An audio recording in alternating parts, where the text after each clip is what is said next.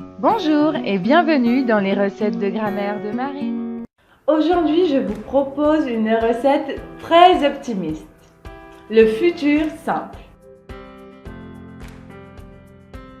Pour cette recette, nous avons besoin d'un verbe à l'infinitif et des 6 terminaisons suivantes. Pour je, AI, que l'on prononce et. Pour tu, AS, que l'on prononce A, le S est muet. Pour il, elle, on, A. Pour nous, ONS, que l'on prononce on, le S est muet.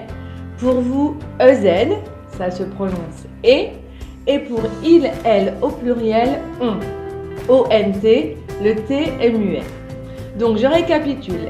Et, A, on et on. Regardons tout de suite comment cuisiner nos verbes au futur simple.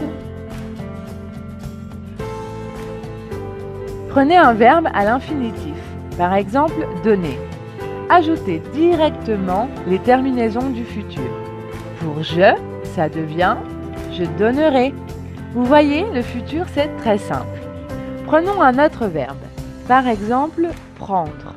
Quand les verbes à l'infinitif se terminent par un E, nous devons enlever le E avant de mettre la terminaison du futur. Avec nous, par exemple, ça devient nous prendrons.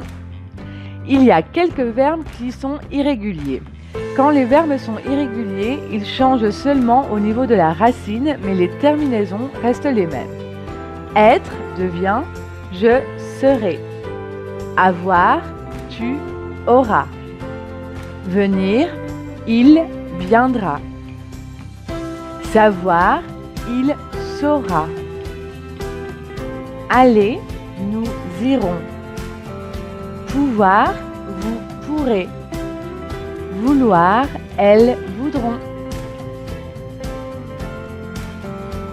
On utilise le futur simple pour exprimer un projet dans l'avenir. Par exemple, l'année prochaine, elle voyagera à Paris. Dans 6 mois, ils se marieront. On utilise également le futur simple pour exprimer un espoir. J'espère qu'un jour sur cette terre, il n'y aura plus de guerre. Voilà, c'est prêt à parler. Vous voyez, le français, c'est délicieux. Pour terminer, je vous donne un petit devoir. Répondez à cette question en commentaire en utilisant le futur simple. Je vous conseille également d'écouter cette chanson appelée Octobre du merveilleux et romantique Francis Cabrel.